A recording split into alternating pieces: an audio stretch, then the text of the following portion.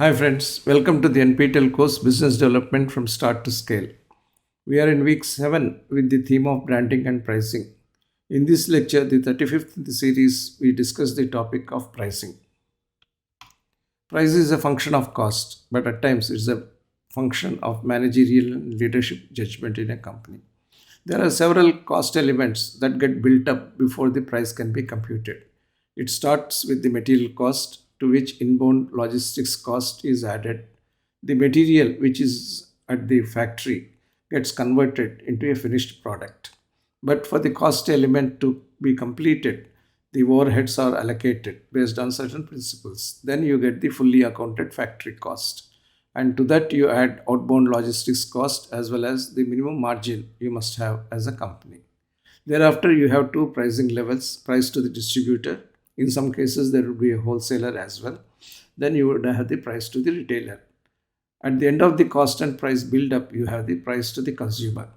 There would, of course, be certain buffers in the pricing level so that in case it is needed, additional incentives can be offered to the distributor, wholesaler, or the retailer, or all of these as the case may be. Pricing is dependent on the build-up of costs. If you have more number of layers in the manufacturing value chain, the higher would be the cost additions naturally. However, even if the number of layers is low, if each layer consumes a whole lot of materials and the intensity of manufacture is high, then the cost also could be high. Similarly, if you have the layers in the distribution value chain that are in excess, then you would have higher cost additions. The competitiveness of customer pricing would depend on delayering as well as cost compression in each layer. This is an important aspect of pricing. Direct to consumer has emerged as one strategy in this scenario because if you are able to disintermediate between the company and the customer, huge cost levels related to distribution and retailing could go away. There are products where the actual factory cost along with the margin could just be 100 rupees, but the maximum retail price is as high as 300 rupees.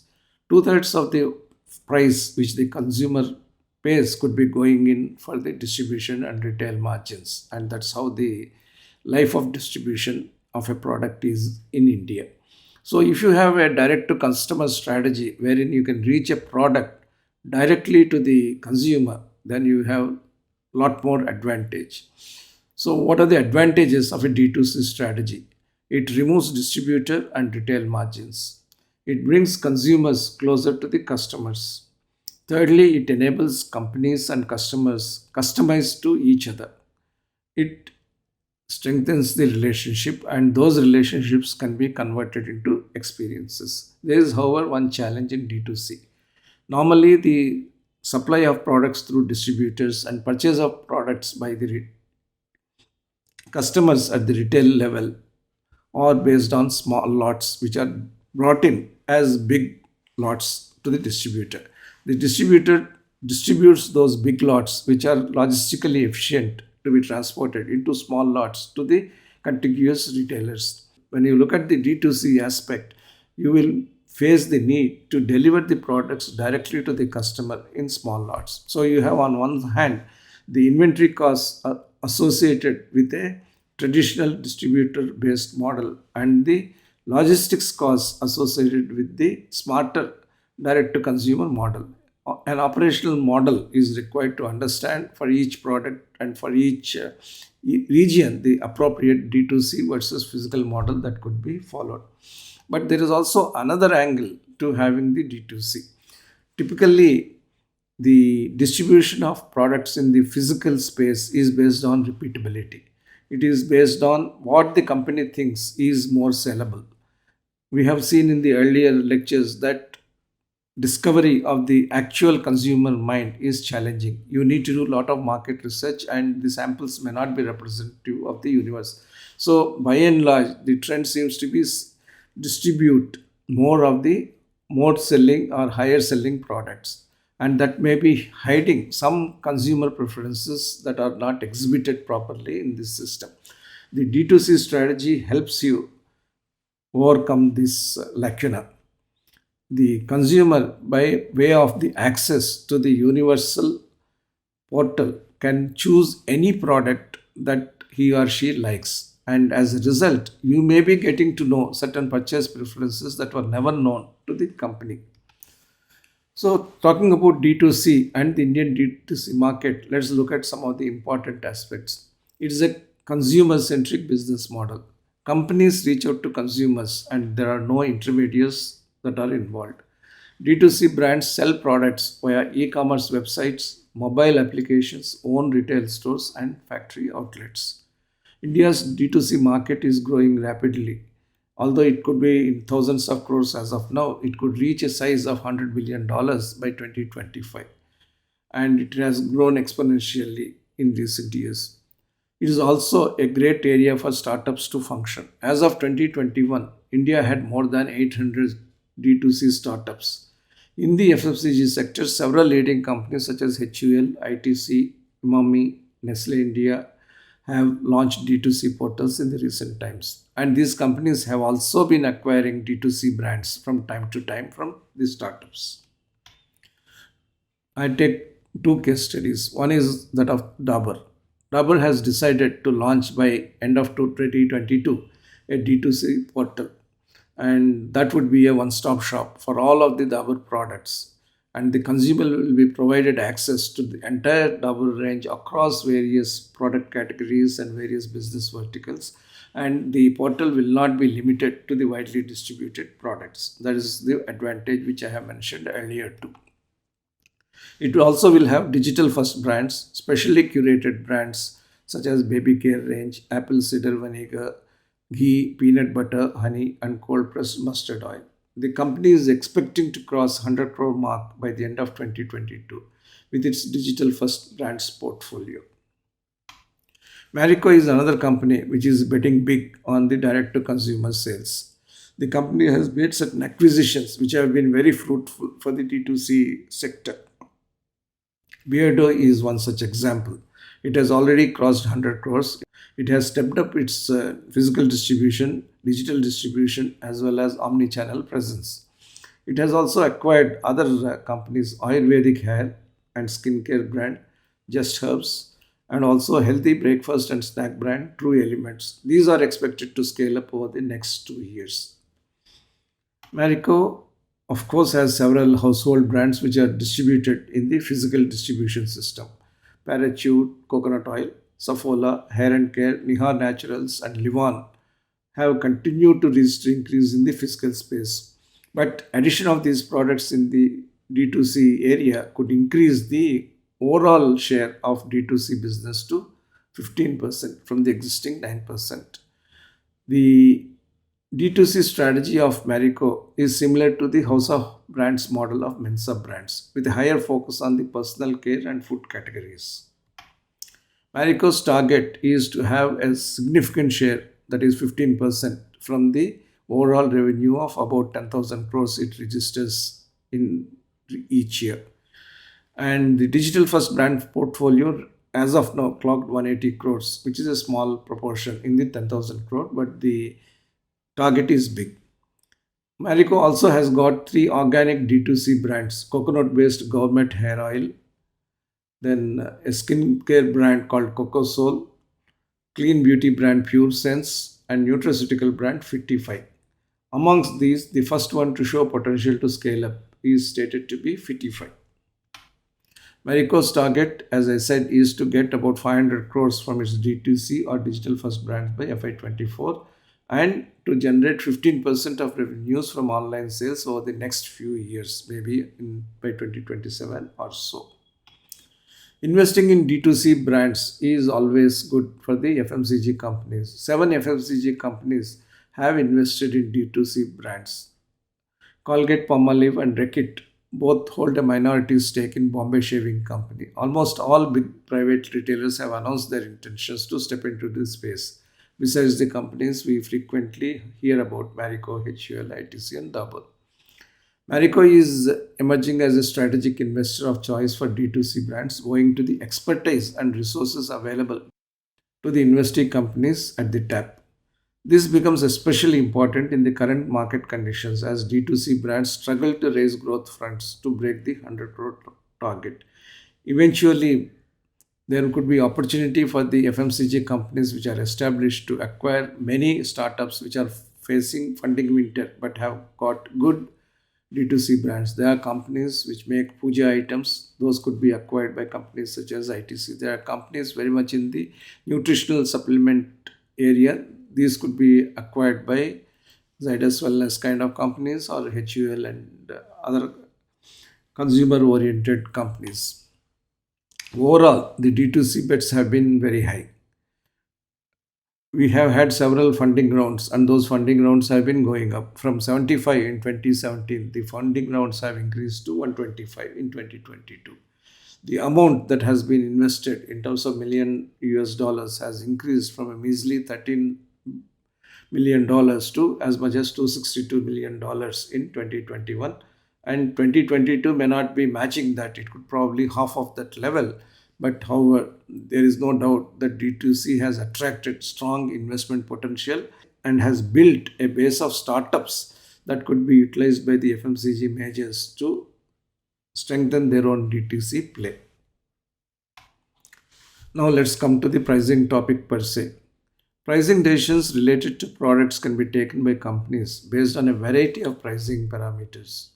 Because, as I said, there is some level of managerial and leadership judgment involved in pricing of a product. It is important to consider these kinds of approaches. You may have a cost structure, but you may like to price the product in such a manner that the consumer feel that the company is fair in its pricing policy. So it's a fair price, and this fair price may occur above the cost or even below the cost. It could be at cost. Fair price is what the market assumes is fair. So if your cost is 100 rupees and the customers can pay 300 rupees, but you price it at 200 rupees, probably you are pitching it at a fair price which motivates the consumers to be loyal to this brand. There could be a typical price. If soaps are priced at a level of, let's say, 25 rupees or 30 rupees, it may be a typical price that any new soap maker must follow. Then there could be a last price paid. That is, you have been having a series of products and those products have been fetching a certain level of pricing. And if you are introducing a new product, you may be adding a premium or not add a premium, but you may price with reference to the last price paid. Then there could be an upper bound price. That is, it is the top level reservation price or the maximum that any consumer would like to pay. Then there would be a lower bound price as well. That is the lowest threshold price or the minimum most consumers would pay. These are the two things. That is, the consumer would not take any product just because it is too cheap. Let's say a product is getting sold at 400 rupees. Think of a nice hair tonic. Just because you price it at 50 rupees, nobody is going to buy. There is a law in economics which says that if a price is too cheap or too low, customers will think that it's a cheap product. At times, if the price is high, customers will feel that it's a premium product. But keeping those economic principles in mind, you got to set up an upper bound price and a lower bound price. Then there could be historical competitor prices as well. You may price it based on the expected future price. Suppose you are an import dependent company, all your basic materials are imported, and depending upon what the import price is likely to be, when your product is going to be actually delivered, you might price it in such a manner that the market sentiment of increased price is taken into account while you are pricing the current product. So that is the expected future price. Then you may also have a situation where customers and retailers like discounting. Therefore, you keep in mind the discount that you may eventually have to offer and price it in such a manner that you still have some cushion after giving the discount. So, pricing options are many and the cost base is one. So, for strategic pricing, proper management of the cost base is essential. Cost management is the greatest enabler for strategic pricing decisions. If you are cost efficient and cost effective and cost competitive, you can afford to be flexible in your pricing strategy. Depending upon how the market is moving, how the competition is moving, you can enjoy higher margin or a reasonable margin. Therefore, in all pricing studies, cost structure must be taken note of and carefully calibrated.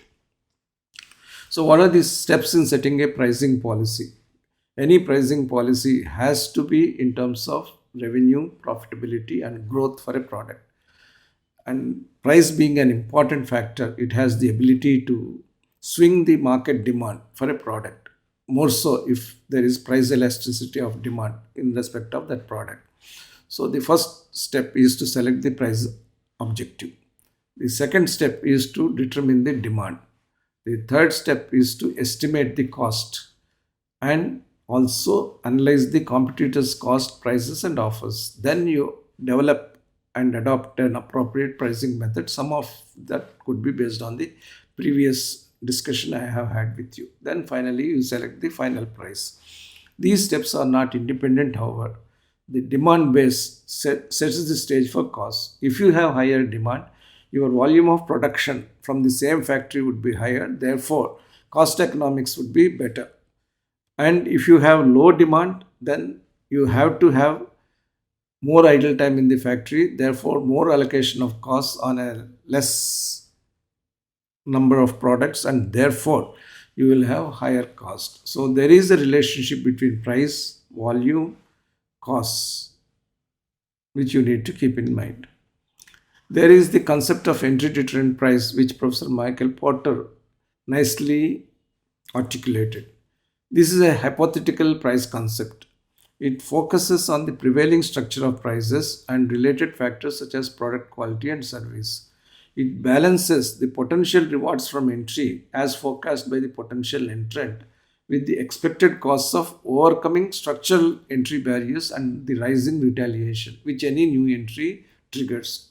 This is a case of strategic marketing. Let us take the case of a product where the material cost is $1,000, conversion cost is $400. Therefore, you have a cost of goods at $1,400.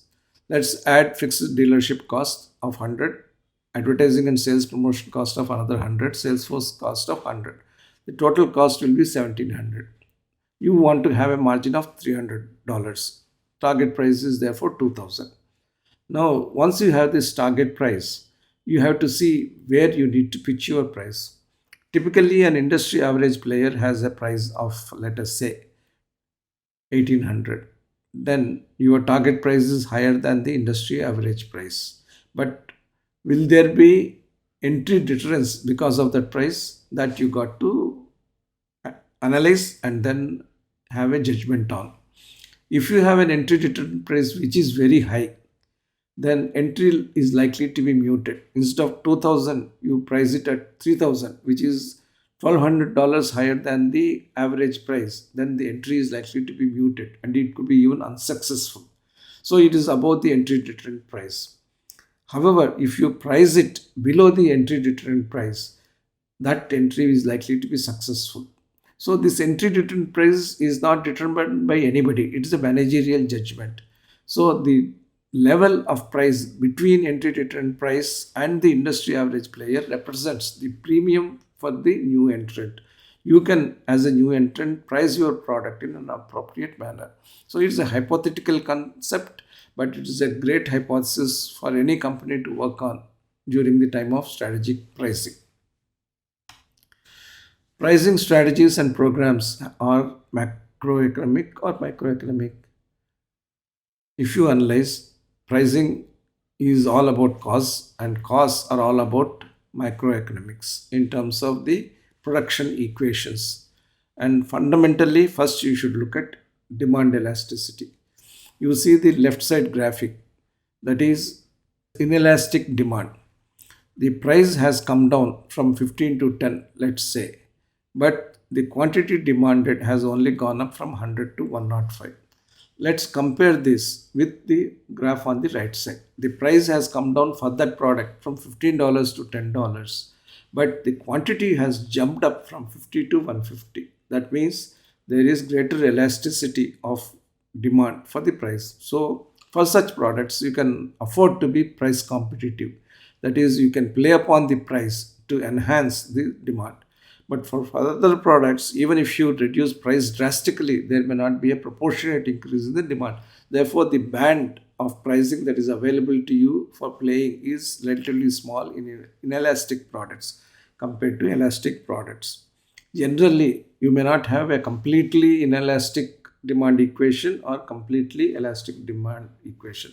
When the macroeconomic environment is one of recession or inflation, or when the macroeconomic environment is threatened by geopolitical considerations leading to supply disruptions, then these equations may get changed. A inelastic product, a price inelastic product can become an elastic product suddenly, and vice versa. Those have to be kept in mind. There are certain factors which reduce price sensitivity of a product. Generally, most markets and all consumers are sensitive to price. Nobody buys a product without understanding the price. Some customers, of course, are enthused by high prices for reasons of esteem, luxury, ego, whatever you may call, and they may be happy to buy high priced products. But every customer, whether it is the bottom of the pyramid customers or the top of the pyramid customer, would look at price. The sensitivity to pricing can be blunted in certain types of cases, particularly when you are wanting a broad enough market. If the product is more distinctive and the buyers are less aware of substitutes, there would be less sensitivity to price. Second, if the buyers cannot easily compare the quality of substitutes, that is, you know that Zara is a great brand, great product, but you would like to compare Zara with a similarly perched product of the United States or United Kingdom, but you have no means to do that, then your sensitivity to pricing of that Zara product is lower. That is another case where the price sensitivity is made lower. Or the expenditure you are incurring on that particular item is small compared to the total cost of the end product, then also you will be less price sensitive. That is, you are buying a sofa on an interior workspace of several times over the sofa cost, then you might not mind paying a little more for the sofa. If the expenditure is a smaller part of the buyer's total income, that means what you are spending on that particular item is going in a rounding of error, so to speak, in your expenditure list, then you would not mind. Let's say it is shared by another party. In a large family, you want to buy a costly item. Everybody chips in to say that we will share the cost of that product. Then that cost becomes bearable for you. Let's say this product is required to be used in conjunction with other assets. That is, you want to buy a digital watch because it's going to supplement your mobile phone, and therefore there is an incremental value for the phone as well as to the watch because of that purchase. Therefore, even if you think that the price is high, you might like to buy one. A typical case, your iPhone may be costing 60,000 rupees, but digital watch could be costing 30,000 rupees. So even though it is 50% of your mobile phone cost, you are inclined to buy because together they provide you with a greater value. Price sensitivity will be low when the product is assumed to have more quality, prestige, or exclusiveness, and buyers cannot store the product. These are the areas when the product will have less sensitivity to price. The product features and usage parameters can reduce price sensitivity to a considerable extent. So that is, if you are able to use the product for a long time, you may say that this price gets amortized, so to speak, in your own home accounting terms, and the price impact is extended to a longer period. I said pricing and costing are functions of microeconomics. We need to understand the cost curves. Microeconomic cost curves. Here is an example of the cost curve. The quantity produced per day varies and the cost per unit varies. The cost curve typically is of a crucible type. There would be a point where cost would be optimal. If you produce too low, the cost will be high. If you produce too high, which will require, let's say, putting in place of extra overtime, putting in place extra manpower, running multiple shifts, higher logistics cost, then the cost again will go up. So it's not that always higher output will lead to lower cost. In some cases, it will lead to higher cost as well. Therefore, you have to have an optimal cost equation. Similarly, you can't decide which plant is the right plant to use. There could be different plants which could give different levels of cost advantage. And there is a long run cost equation and there are several short run cost equations.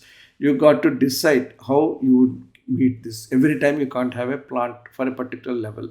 So the latest trend is to have modularity in building up of facilities so that as the elasticity of demand increases, you are able to add modules and keep ensuring that the long run cost advantage is retained. For growth oriented firms, the long run average cost rather than the short run average cost should guide the pricing.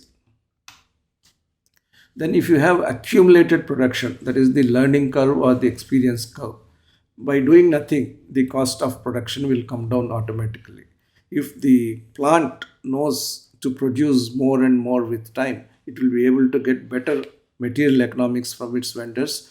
The employees will be able to produce products faster and with higher quality, and as a result, the cost per unit will come down. So, experience curve is an important aspect of enhancing the strategic costing advantage, therefore, the strategic pricing and strategic margin advantage.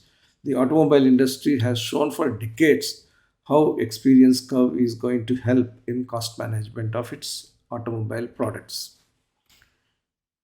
Having got all of these inputs, what is a fair model for fair price setting? The pricing spectrum for a product or service can be analyzed based on the concepts of floor and ceiling prices. Let's say you set a high price, that is, if you price this product at this level, there will not be any demand, and that comes from expert opinions, your market research, your experience in the field, and your judgments. Then you also set a low price, that is, if you price your product here, you will be out of pocket, there won't be any profit at all at this price, and it won't be a price that will help you to gain volumes at the expense of revenue. It won't give you volumes even in the later years. That means there is no possible profit now or in future based on that. And once you set this, there is a ceiling price which you are willing to accept from the customer point of view, and there is a floor price which you are willing to accept from the company point of view.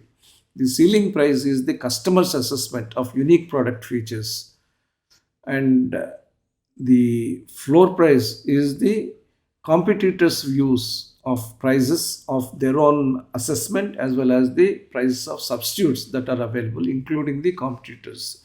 Between the ceiling price and the floor price, you have the orienting point, that is the kind of price you should fix it. These price points need to be evaluated in terms of price elasticity of demand for the product by each firm. Break-even point is an important concept. COVID-19 has demonstrated to all of us the importance of gaining cash, which comes only when you are break-even. Only when you are able to price your products higher than your cost, you can get cash. And without cash, you cannot run a business. But at the same time, you should be able to achieve that break-even at lower level of production. And if you are able to have a capacity of 100,000, but if you are able to break even at 50,000 capacity, that is at 50%, you have managed your cost and price equation in the best manner, because you are profitable even when the demand is low, and you are going to be super profitable when the demand is high and the facility is fully utilized. This graphic illustrates the sales volume in units in thousands and dollar price in thousands. And the total revenue equation is one. There is a total cost equation, and the gap between the two is the total profit. When the total revenue equation crosses the total cost equation, then you get that break-even point. And if this total revenue equation crosses the total cost point earlier, then the break-even point becomes even lower. At any point of time, the break even point cannot be lower than the fixed costs that are implicit in your facility and in your operation. So wise managements always strive for lower levels of break even in good times as well as in bad times. And one of the reasons to achieve that is to have as low a fixed cost as possible. That is, you should be frugal in your engineering, frugal in your manpower deployment, appropriate in the mix of the on-roll and off-roll employees, and also appropriate in terms of devising your salary structure in such that there are enough incentives for increasing the output or sales. When that happens, you will get a good break-even chart for your company's operations. Now, no two products will be same in pricing. The marketing person always has the challenge in marketing a higher priced product. Here is an example of role modeling. Let's say Caterpillar is a tractor producer and seller, and Caterpillar wants to price its products at $100,000, which is costlier than the competitor's tractor at $90,000. So, when a prospective customer goes to Caterpillar dealer and asks why the payment should be in excess of $10,000 for the Caterpillar tractor, the dealer may answer as below. Actually, my price is $90,000 if it is the only equipment to the competitor's tractor.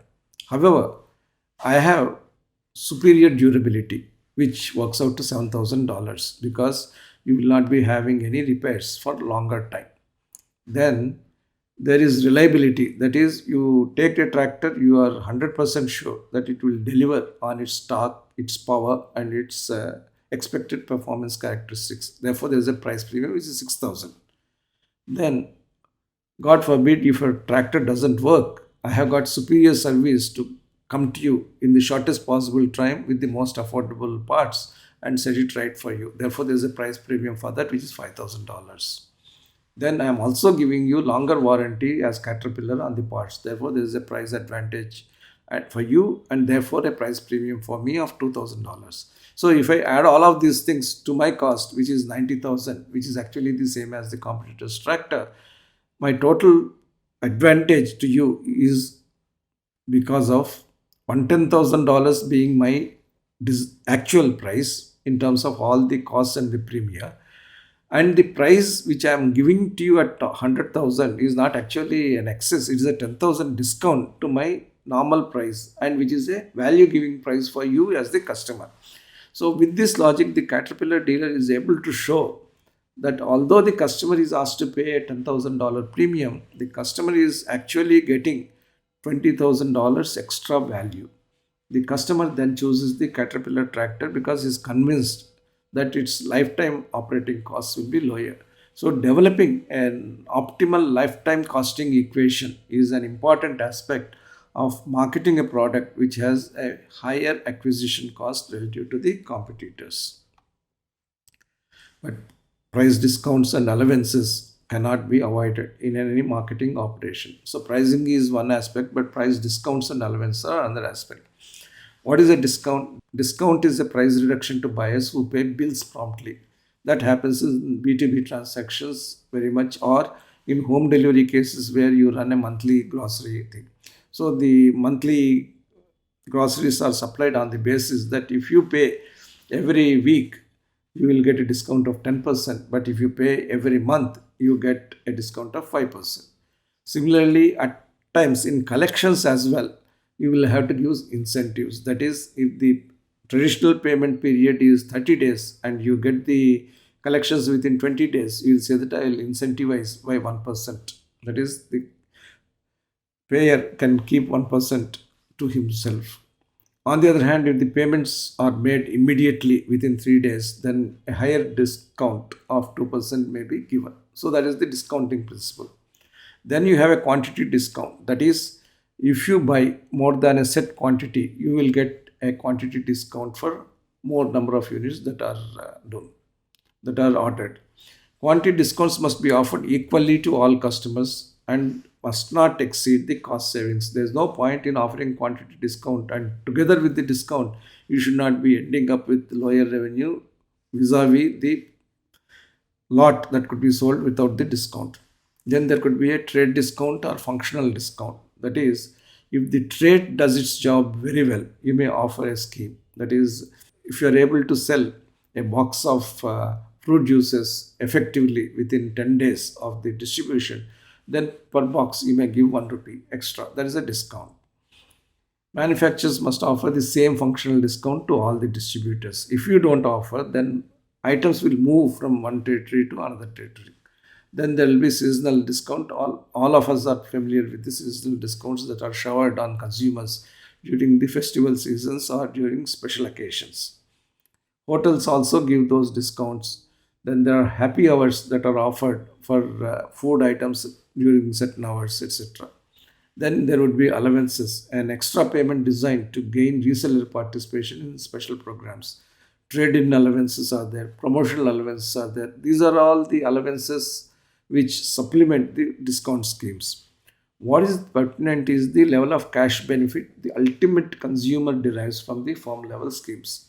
Therefore, companies such as Horlicks or the original proponents of Horlicks deployed direct consumer schemes. Horlicks was known as a mug and jug brand because every Horlicks fetched a mug or a jug to incentivize the consumer and to build a brand connect and build a brand loyalty. So what consumer gets is also important. One of the lacuna of the distributor retailer practice as it exists today is that most of the incentive schemes, discounts are taken in by the distribution value chain. Very little comes to the customer. That has to be avoided somehow. As I said, just because we meddle with the prices, there will be higher demand, there will be higher profit. This is not an automatic thesis. We have to understand on a case by case the relationship between pricing and profitability. And for that, the price elasticity of demand as well as demand projection is necessary. Let's look at two cases here, before and after. Let's say a product which is priced at $10 is priced with a 1% price increase at $10.10, but the demand doesn't change. Then the revenue increases by a particular portion. Costs, let's say, are 970, and the profit increases by $10. That is a 33 1/3 percent profit increase. So people may say that what is the use of this? The pricing hasn't brought any decline in units sold, so we may try to increase it a little more. Somebody will say that no, no, no, this happened because our product is inelastic to price. But let's look at another case where you have priced it at 10.1 as usual, but there is a slump in the demand by 1 unit decrease. Then the revenue gets reduced to 999.9. If you have the same kind of cost and there is an increase in cost because the volume has gone down, then the profit increase comes down to 17% compared to 33 1/3 percent profit increase in the other case. Therefore, studying of the price elasticity of demand in terms of the impact on the volumes is necessary before you take arbitrary pricing decisions. Therefore, any pricing action should consider the impact on demand and cost before arriving at a potential profit outcome. There are four types of markets which I discussed earlier too. There is a secured market, there is a target market, there is an available market, there is a potential market. Potential market is the whole market universe which is the largest. Then there is an available market which theoretically you can target, but you may not target because of various other considerations, including high competition in those markets, the logistics costs, lack of managerial bandwidth or people base, etc. Then there would be a target market on which you are quite focused, saying that this is the market on which you should have your the best play. But eventually you end up with only the secured market, which is smaller than the target market. Now the per unit values keep changing depending upon the access to the higher levels of market. The fixed cost equation goes down sharply as you move from secured market to potential market. The variable cost equation keeps on going up slowly as you go to the potential market, because when you try to get to the available market and potential market, you got to spend more than proportionate in marketing, sales, advertising, etc. That's why some brands prefer to be regional brands, and that's why some brands don't want to have the highest market share. If 33% market share or 20% market share is provided, they're happy. The summation of the total fixed cost and the total variable cost leads to the total cost equation. Then there is a price equation that also applies depending upon the type of markets that you are there. In your target market, if you are choosing your target market well, the price cost equations will be optimal. If you stay with only the secured market, or if you aspire too ambitiously and too aggressively for the potential market, these price and cost equations could go awry and the price margins that are available to you could shrink. So you have to decide the cost equations based on scientific analysis, understand where the point of diminishing returns of volumes will start coming into play. That is important. Then there could be alternate cost curves as well. That is, you have a cost leadership strategy, and that says that the more you produce, the less will be the cost. You could also have a strategy by which you produce a niche product, and if you do short lots, if you do custom design products, the cost would go up. So again, there is a circle of convergence between the cost leadership strategy and the short lot strategy. Over time, you got to achieve cost efficiencies, whichever strategy you adopt. And you have to balance the feature enhancements with the cost escalations in respect of the specialization strategy. You have to balance the volumes with the cost levels in respect of the cost leadership strategy. The process of customer value management is important because you have to understand the superior quality of your product in areas that matter to customers. There is no point in giving superior features in areas which the customer is not able to appreciate. There was a case study in Coca-Cola. Then they marketed their bottled water. They discovered that the bottle was so exotic and it was so cost additive to the whole product that the company was making losses. But on analysis, the company found out that that level of quality of the bottle made no sense to the customers. So they downspec the cost to a functional level which is safe, high quality, but is devoid of unnecessary frills. Same could apply to a coconut hair oil bottle as well. Everything has to be designed in a fit for purpose manner. So if you put superior quality in areas that matter to customers, your sales would improve. So to be able to do that, you have to understand the customer needs in a well-defined market, and you have to effectively design and administer quality in achievement of such as appropriate quality purpose match. Then to improve the understanding by the marketplace of your quality, you have to do advertising and other marketing communications which emanate from understanding of the customer needs, which we have spoken about earlier. Then you have to use your design and quality control tools and platforms to say that there is a low cost of quality and overall cost leadership. When I say low cost of quality, you provide high quality but at a low cost. When you provide such high quality at low prices, the customer will say that the product is of the highest quality but is being provided at the lowest possible cost. So the cost of quality must be made low as part of the overall cost leadership strategy. Then you get the exceptional customer value, and that flow will lead to business results of profitability, growth, and shareholder value.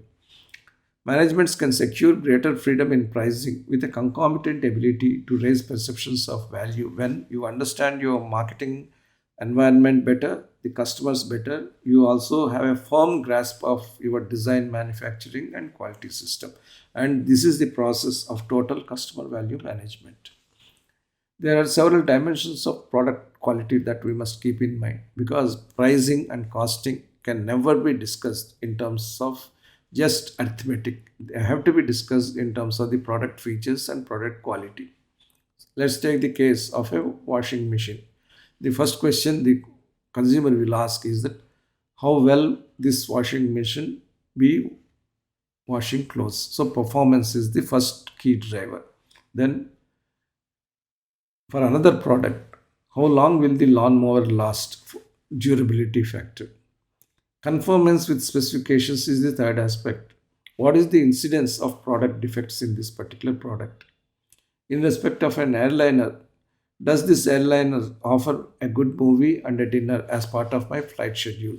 Therefore, features are important. Reliability is another factor of product quality. Will each visit to a restaurant result in consistent quality? Can I think that this service is reliable? What percentage of the time will a product perform satisfactorily? Is the product easy to service? Then, whether it is easy to service or difficult to service, the serviceability itself should be good. Therefore, is the service system efficient, competent, and convenient? Then you look at the fit and finish. Does the product look and feel like a quality product? Does it have a good brand name? Is this a name that customers associate with quality? What is the brand's image? The brand name is a resultant of all the factors which we have discussed so far: the performance, durability, conformance with specifications, features, reliability, serviceability, and the fit and finish. Brand name is a resultant of all of these things, and that is the resultant of the quality.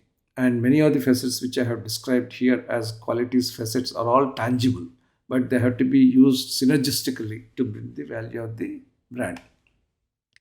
Then service itself has got several facets. Every service you provide, be it the telecommunication service or the OTT service, they have got their own unique aspects of quality. A dealership of automobiles, which is a service activity because they manufacture nothing, is a service activity. Tangibles, appearance of the dealership physically, the equipment, the personnel, the communication materials that are available in the dealership. Reliability, ability to perform the promised service dependably and accurately. Responsiveness, that is willingness to help customers and provide prompt service. Assurance, knowledge and courtesy of employees, and their ability to convey trust and confidence to the customers who walk in.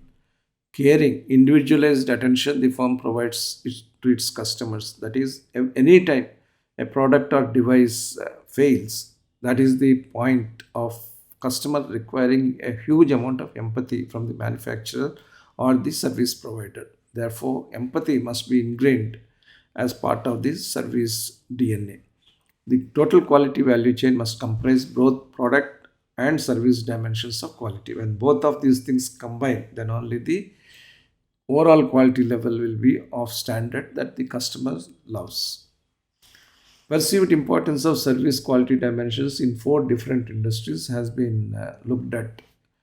Regardless of the nature of an industry, reliability ranks high in the respondents' perceptions. In respect of credit card customers as well as repair and maintenance customers, reliability has had the highest score. On the other hand, tangibles has had the lowest score. Responsiveness is another dimension which has been given significant weightage by the customers. Same applies to long distance telephone customers as well as bank customers. Reliability is very high on the reckoning. Responsiveness is also high on the reckoning. Tangibles are lower. Why is that empathy ranks low in the three out of the four industries? Mainly because the customer interface probably is low and customer didn't have the same occasion to judge a company by empathy level.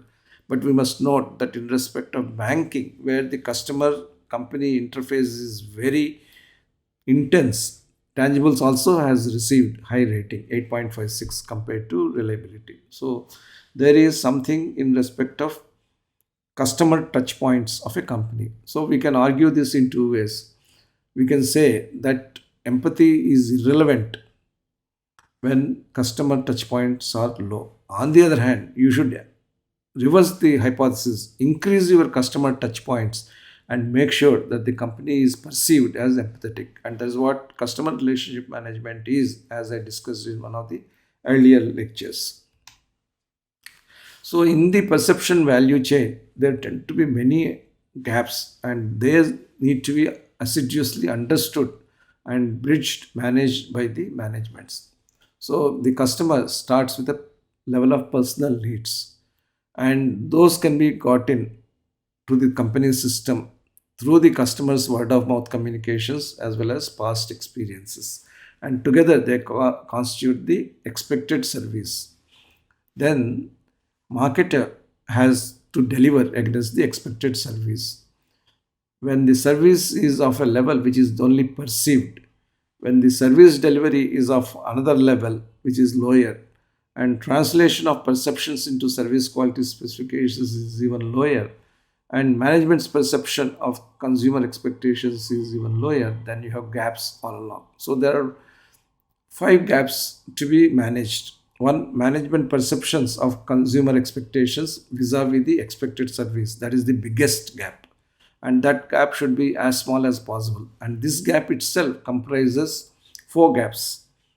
This gap between the translation of perceptions into the service quality specifications, the other gap being service delivery versus translation of perceptions, other gap between the external communication to consumers and the actual service delivery, and the gap between service delivery and the perceived service, and finally the gap between perceived service and the expected service. All of these things have to be merged into as small a gap as possible that covers management perceptions versus the consumer perceptions of the service. So, how do you vary service levels based on the customer's profitability? We should not say that because a particular product is unprofitable, we will not serve that product. From a purely technical economic point of view, different levels of service and benefits to different customer segments, depending on their profitability, makes sense, at least in the short run. Why should you give a product to a customer when the product is not yielding any revenues or profits worth the name? But we also have to look at three views. First, the era of internet. There is universal connectivity. There is enormous generation of personal information. There is flexibility, customization, and agility. So, even with respect to failure of satisfying one product could lead to an amplified impact in terms of the internet, social media appreciation of what the company has done or not done. Secondly, there is an ethical view that the more of this happening, there is an unnecessary invasion of privacy for the individual. So, how much of user reviews should you be encouraging? Would they not be biased? Or in wanting to know the user characteristics, are you not intervening into the personal life far too much? So, how do I balance the benefits provided by the internet with the challenges that are implicit in internet?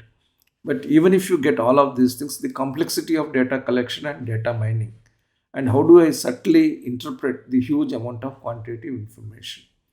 Then, purely from a strategic view, I would like to focus on core high volume products. I will persist with emergent low volume products, even if they are low on profits, because I see them growing, but I will not encourage loss making products. However, you may choose from a strategic point of view a bundle of products which cover everything. In a hospital setting, as I might have told earlier, it is important not only to have a costly intensive care unit injection, but also a low priced, affordable product which can be consumed in the home. So it is important to have the full bundle irrespective of the profitability, because your company must be seen as the provider of a total product range so that you are a one stop shop for the company. In a mature industry, particularly one with substantial economies of scale, a loss of market share can increase unit costs and reduce the profitability of the high volume customers that do remain with you as loyal customers. A creative competitor may find ways to make other firms' cast off customers very profitable. That is, if you lose customers by not wanting to satisfy them, competitors may just be waiting to take them. So, the cost decisions and price decisions have to be taken in with a 360-degree view of the entire marketplace and the competitive landscape. So, stringent costing is important, but flexible pricing is also required.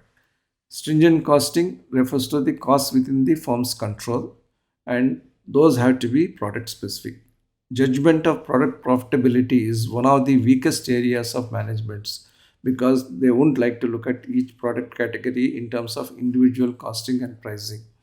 People wouldn't like to factor in the lead lag effects of material prices and costs vary vis-a-vis the output costs and prices that could vary based on market considerations in a different time span.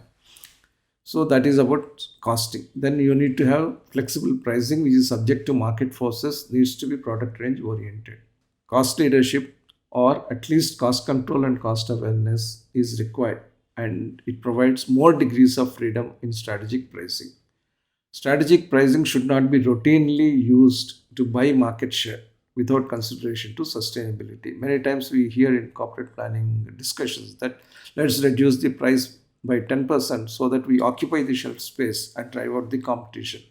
That can be one of strategy, but it cannot be an eternal strategy because it will lead everybody down the road and industry profitability will be eroded. So you got to be a responsible producer, you got to be a responsible marketer as well.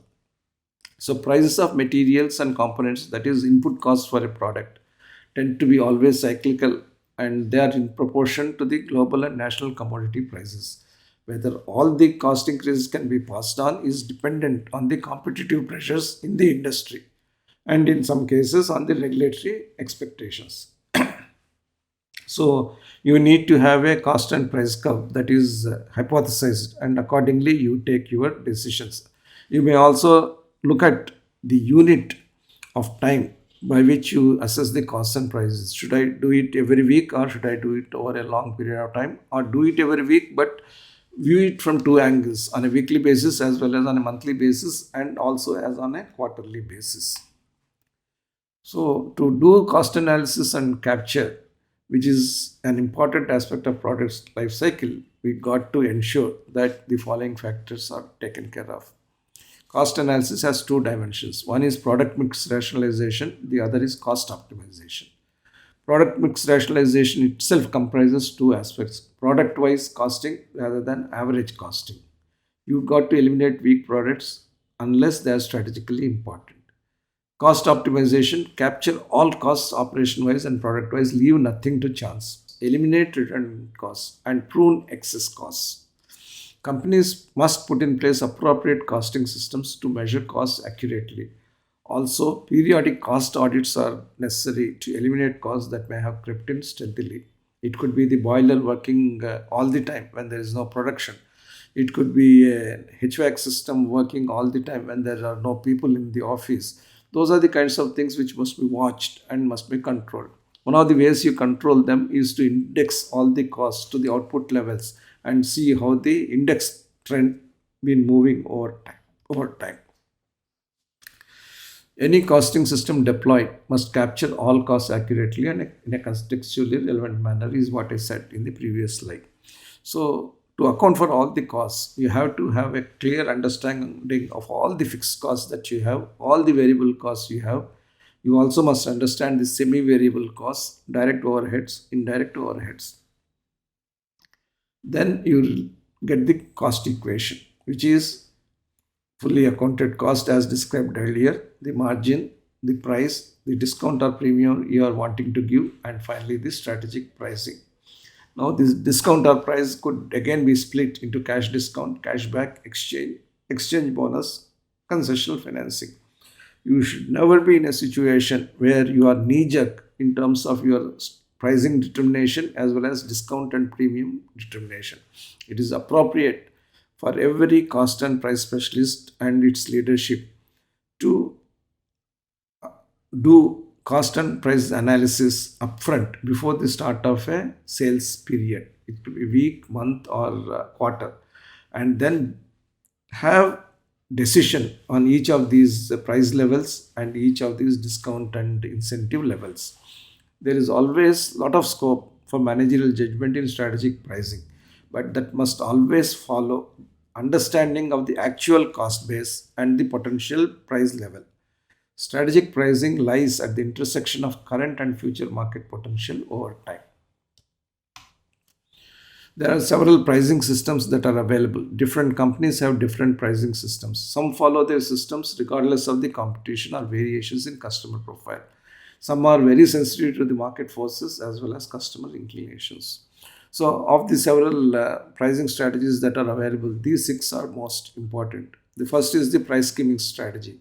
That is, you give high pricing when a product is introduced, skimming the consumer surplus, lower the price as competitors enter. The second is penetration pricing. Whether or not competitors exist, resort to the lowest possible pricing to capture the market. Premium pricing.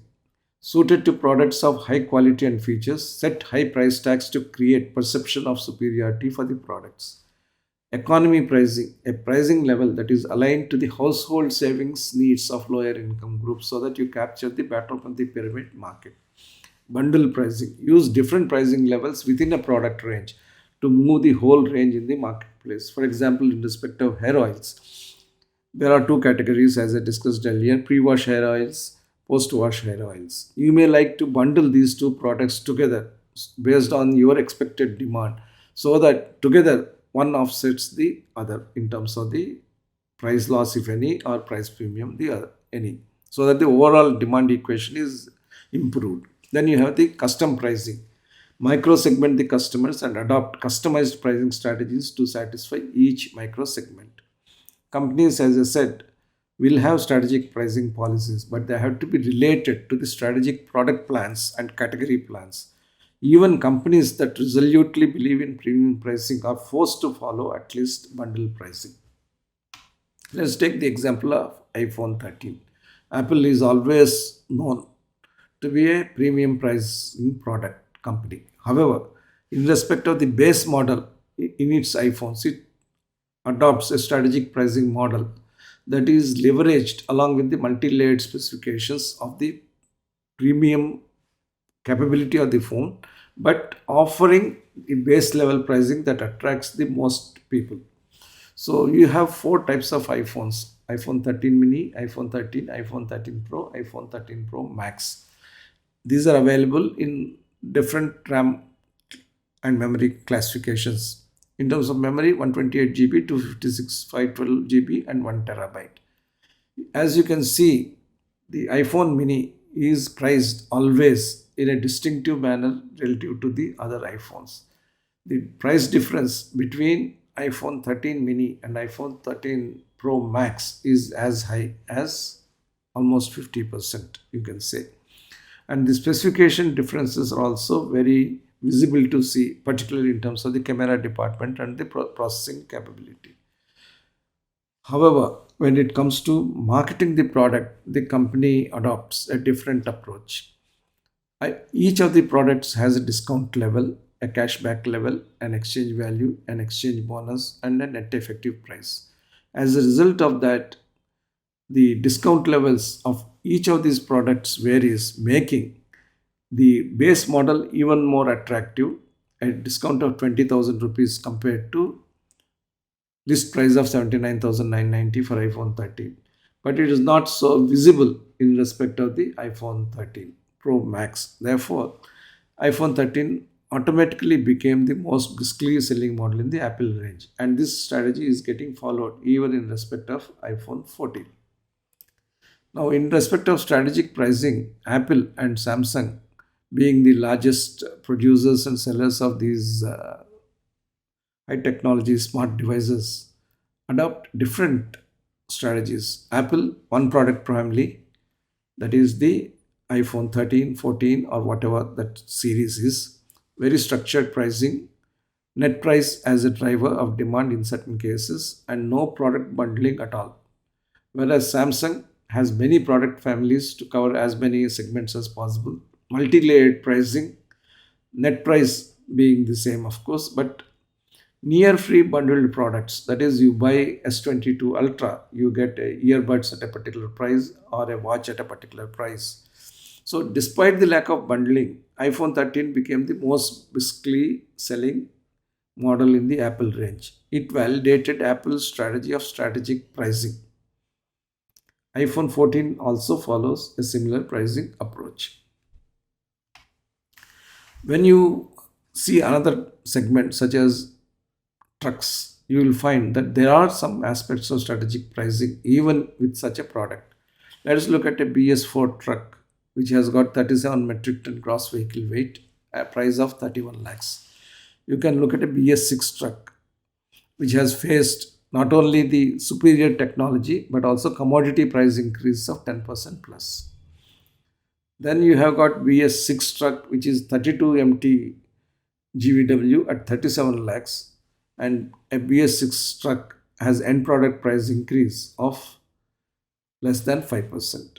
So what is the impact of this? A 40% increase in per MT GVW price, that is 0.84 to 1.5, was driven by mandatory regulations of move to BS6 emission standards.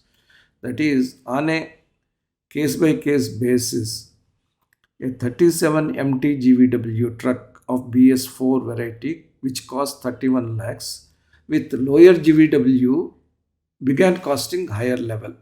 Therefore, per MT GVW price has increased. That is, the operator has to pay more because of the BS6 emissions mandate. Similarly, the BS6, which has suffered commodity price increase of 10% plus, could only pass on 5% of that as end product price. Therefore, when under pressure, even genuine commodity price increases cannot be passed on, and that forces a move from premium pricing to economy pricing. Companies again must place in their system appropriate costing approaches to measure costs accurately.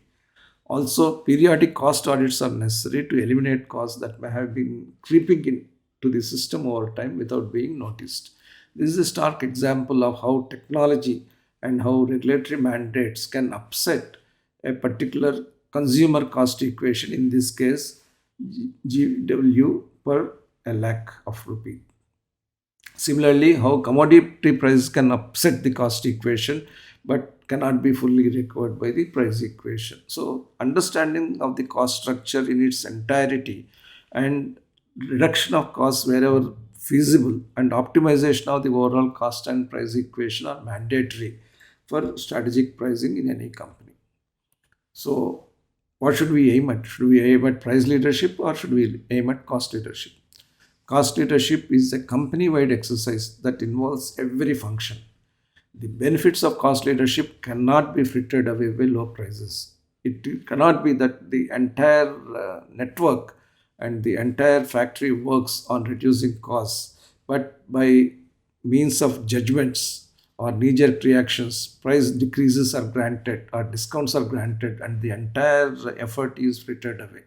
Therefore, we have to make sure that cost leadership must be robust, but people who have the responsibility for pricing must be fully aware of the ground realities and exercise their judgment with due caution and with due understanding of the company's revenue and profit implications. That's why, for the chief marketing officer, price leadership is the singular challenge.